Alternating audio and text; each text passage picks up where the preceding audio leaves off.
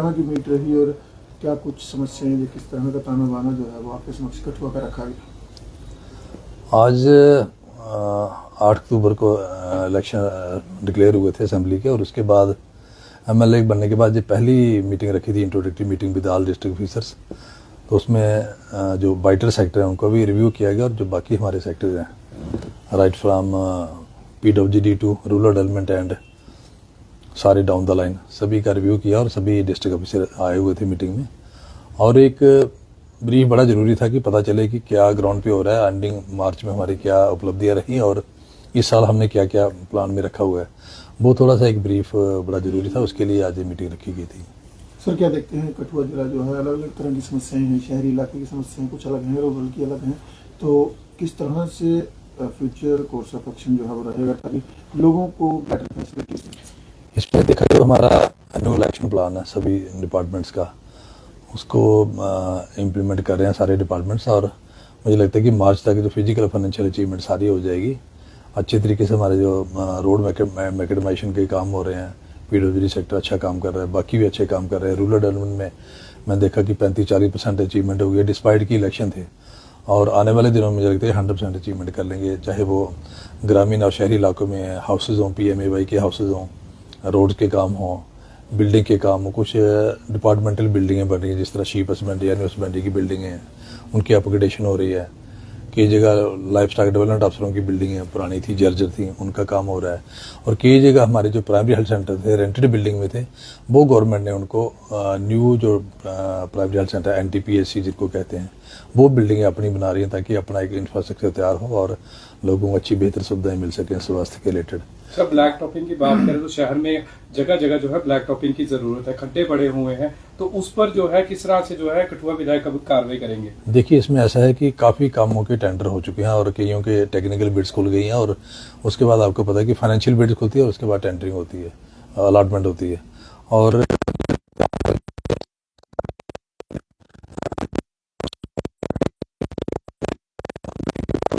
ये चीज़ें देखने की ज़रूरत है और थोड़ी गेयर अप करने की ज़रूरत है। इन चीज़ों कर रहे हैं काम, लेकिन थोड़ा गेयर अप करने की ज़रूरत है।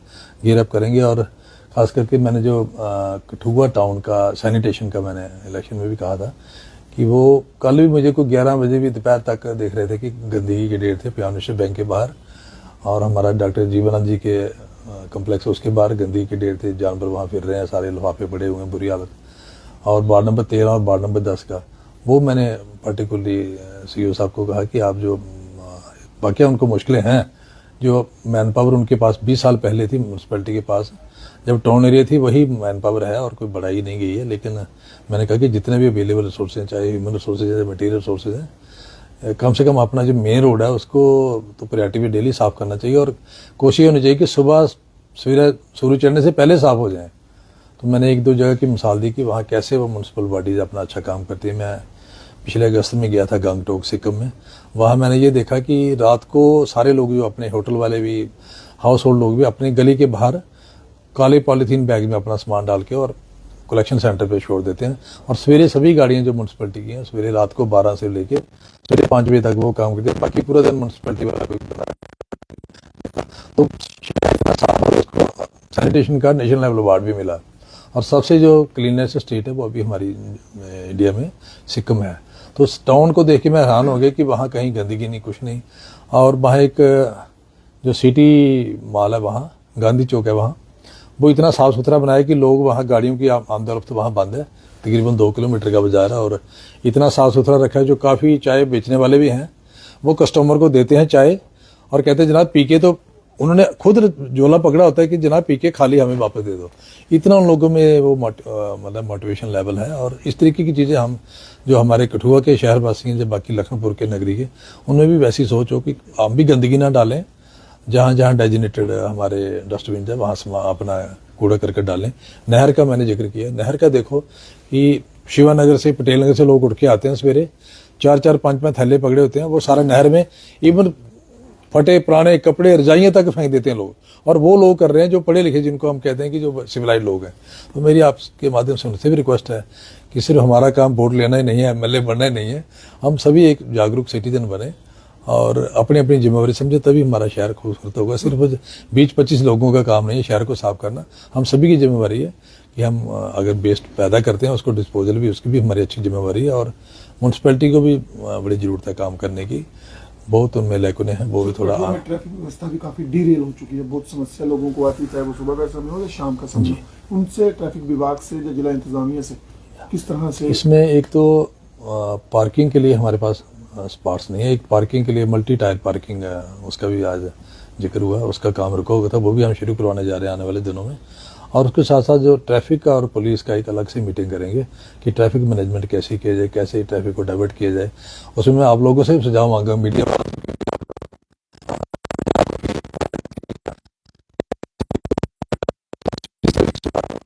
वो तो हमें दें, और आने वाले दिनों में 10 या 12 नवंबर तक हम लोग मीटिंग करेंगे कि किस तरीके से ट्रैफिक को सुचारू किया जाए, और कोशिश करेंगे कि लोगों को थोड़ी राहत मिले इसमें। सर, आपके असेंबली सेगमेंट में माइनिंग भी एक बड़ा इशू बन चुका है और डंपरों की आवाजाही रोजाना हादसों को न्योता दे रही है, परेशान है। डीएमओ कठुआ या उनका विभाग, उनसे किस तरह से आप इस बैठक करेंगे, किस तरह से निर्देश? जी आज आए थे डीएमओ साहब, लेकिन मुझे मेरे माइंड से ये निकल गई बात, मेरे माइंड में थी लेकिन ये क्योंकि ज़्यादा सेक्टर थे मेरे माइंड से निकल गई। मुझे बताया गया कि पार्लियामेंट में पूरा दिन ये हैं जो चलते हैं हमारे जो टिप्पर वगैरह, और पिछले 15 दिन में मेरे ख्याल में 2-3 कैजुअलिटी वहाँ हो गई हैं। और इसको बड़ा सीरियसली हम लेंगे इसको, और जब पुलिस की जब मीटिंग होगी उसमें डीएमओ को भी बुला लेंगे क्योंकि रिलेटेड है उनका डिपार्टमेंट, और कोशिश करेंगे कि उनकी मूवमेंट उस टाइम हो जब आमदोरफ्त लोगों की कम हो। रात को अगर करें मूवमेंट तो मुझे लगता है एक्सीडेंट इतने नहीं होंगे, तो वो पूरा दिन को भी चल रहे हैं, रात को भी चल रहे हैं, तो वो थोड़ा सा मुझे लग रहा है परेशानी है, उसके लिए सोचना पड़ेगा। किस तरह से कव किया जाएगा, डे नाइट जो पूरा जो खनन है वो किया जा रहा है, और इसको ना सारा सिर्फ आउटसाइड द सिटी या फिर यूं कहेंगे आउटसाइड द स्टेट भेजा जा रहा है, without a form, without number, एक खतरा।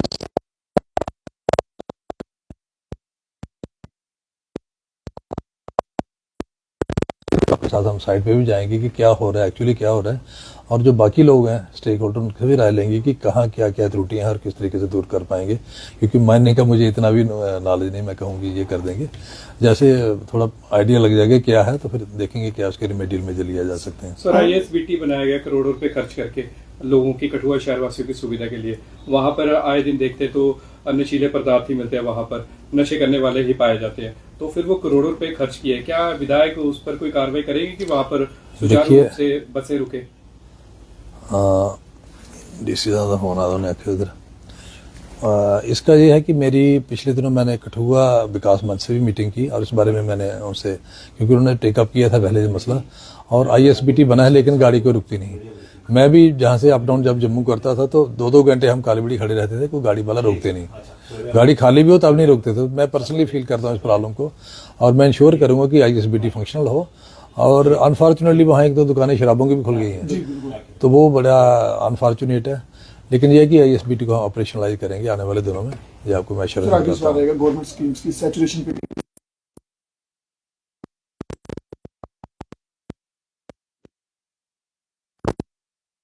डेवलपमेंट एक कंटिन्यूस प्रोसेस है, ये डेवलपमेंट कभी रुकती नहीं और कभी कंप्लीट भी नहीं होती, लेकिन ये प्रयास रहेगा हमारा कि हम डेवलपमेंट पे फोकस रखें। और जो हमारी सोशल सिक्योरिटी की स्कीम्स है, इंश्योरेंस रिलेटेड, अभी परसों मेरे पास एक लेडी आई थी तो उसका बच्चा और वो आई थी, कहती है हमें कोई मदद दे दो, लेकिन उसने अपना अकाउंट खुलवाया, लेकिन वो 12 रुपये का इंश्योरेंस नहीं, उसको किसी ने मोटिवेट किया कि 12 रुपये का अगर इंश्योरेंस किया होता उसको आज 2 लाख रुपए मिलना था बैंक से। तो इस तरीके के छोटे छोटे काम हम इंटरवेंशन करके लोगों की मदद कर सकते हैं। और मुझे इतना फील हुआ कि जो चीज़ हम कर सकते थे वो भी उसके लिए नहीं कर पाए, तो कहीं ना कहीं हम सभी लोगों की जिम्मेवारी बनती है कि जो भी हमारे लोग हैं वो जिस तरह प्रधानमंत्री जन धन योजना है, अटल पेंशन योजना है, थोड़ा थोड़ा प्रीमियम है अगर वो सारे लोग दें, और ख़ास करके हम जो हमारे जो लेबरर क्लास है उनकी अगर कल को कहीं एक्सीडेंट में डेथ हो जाती है, कहीं कोई चोट लग जाती है, तो उनका कोई सिस्टम नहीं रहता। तो ये चीज़ें करने की भी ज़रूरत है। तो लोगों को आने वाले दिनों में मेरी मंशा है कि ये डिपार्टमेंट के साथ, बैंकर्स के साथ जगह जगह कैंप लगाएंगे, और जिस जिस जगह कैंप लगाएंगे वहाँ 100% सैचुरेशन करेंगे, ताकि जो हमारे गरीब लोग हैं उनकी पूरा कवरेज हो, और कल को अगर कोई इनको अनहोनी होती है उसके लिए इंश्योरेंस कवरेज मिल पाए। पुराने उसके साथ साथ वहां पर रैन बसेरा भी बनाया गया, ना तो उसका इस्तेमाल किया जा रहा है, उल्टा वो जो बिल्डिंग है वो भी खंडर बनती जा रही है। वो अभी मैंने देखा नहीं है, मैं जाके फिर उस पर कमेंट कर पाऊंगा। थैंक यू सर, थैंक पर पुराने बस स्टैंड की हालत जो है वो काफी ज्यादा, ना वहाँ पीने की व्यवस्था है ना वहाँ वॉशरूम की व्यवस्था है। पुराने बस स्टैंड का वो सुलभ वाले ने तो बनाया था एक वो। नहीं सर, वो नए वाली साइड बनाया है, पुराने वाले अच्छा, बस स्टैंड पुराने में- वाले में। हाँ वहाँ पर, क्योंकि वहाँ पे दुकानें काफी ज्यादा है वहाँ पर। वहाँ टॉयलेट की फैसिलिटी नहीं हाँ, है, टॉयलेट की फैसिलिटी तो आने वाले दिन में बनवा देंगे एक वहाँ। जी। और शहरवासियों से क्या मैसेज है, क्योंकि लोग अभी भी इंतजार कर रहे हैं कठुआ विधायक के द्वारा करवाए जाने वाले विकास का। देखिए अभी पिछले 2 दिन में हमने तकरीबन 1 करोड़ रुपए के कामों के वो, या इधर उनका इनागुरेशन किया रोड का, वहाँ खरकड़ा से जराई तक का रोड था, और उसके साथ साथ लोगों ने कहा कि रपड़ वाला जो रोड है आधा किलोमीटर वो भी खराब है अभी, और मैंने उसी टाइम डायरेक्शन दी थी कि ये रोड भी करो शुरू, और वहाँ भी ब्लैक टॉपिंग 1-2 दिन में हो जाएगी। तो ये पिछले 50 साल से वो खड्डे पड़े हुए थे, और कोई कह रहा था कि पंजाब का है, कोई कह रहा था J&K का, कोई इसको ऑन नहीं कर रहा था। ये 1.5 किलोमीटर हमने बनाया रोड, ये काफ़ी लोगों को बेनिफिट होगा, चाहे वो बागतली के हैं, जराई के हैं, रपड़ के हैं, इन लोगों को उसका बेनिफिट मिलेगा। हमारे जो लोकल जो लोग काम करने वाले उनको बेनिफिट मिलेगा। उसके साथ साथ गोविंदसर में हमने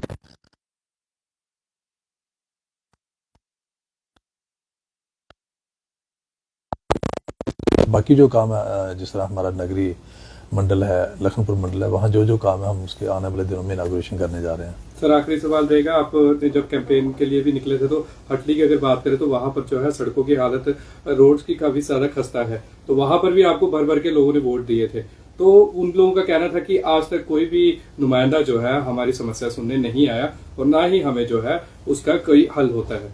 देखिए काफ़ी जो रोड्स के काम है, जैसे आज मैंने रिव्यू किया, काफ़ी काम जो है उनका वो टेंडरिंग हो चुकी है, और आने वाले दिनों में काम शुरू हो जाएगा। क्योंकि पिछले दिन हटली जो है, भी एक खबर हटली आई थी, एज सच जिसमें जो है, उन्होंने बताया था कि कितनी परेशानी है लोगों को, और वहाँ के लोकल लोगों ने, और उन्होंने ये भी कहा था कि हमने वोट भी आपको दिए हैं, तो फिर किस तरह से हटली जो सच है वो मेरी कंस्टिट्यूंसी में नहीं है, लेकिन ये है कि मुझे रिव्यू मीटिंग में पाया गया कि हटली के लिए भी पब्लिक बस डिपार्टमेंट काम कर रहा है, और खनियारा और जो बाकी उसके फार फ्लंग विलेजेज हैं, जब मैं कैंपेनिंग में गया था वो विलेजेज इतने कट ऑफ हैं कि पिछले 17 साल में वहाँ कोई रोड नहीं बना, और बच्चे स्कूल में जा रहे हैं, खड्डे क्रॉस कर करके जा रहे हैं।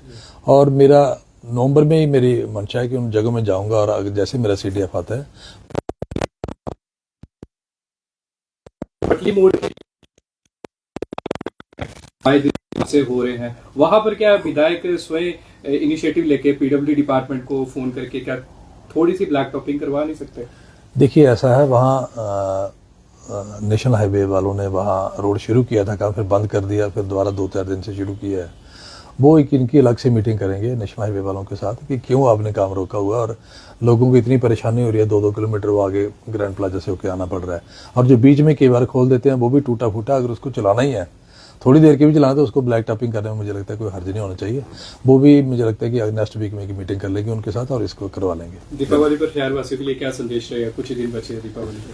मैं कहता हूँ कि सभी के लिए जो खुशियाँ लेके आए कठुआ वासियों के लिए, और हम लोग सारे दिवाली अच्छे तरीके से मनाएं, लक्ष्मी माता का आह्वान करें, और इको फ्रेंडली तरीके से दिवाली मनाएं, क्रैकर्स थोड़े कम इस्तेमाल करें, ठीक है, खुशियाँ ज़्यादा बांटें। Thank you.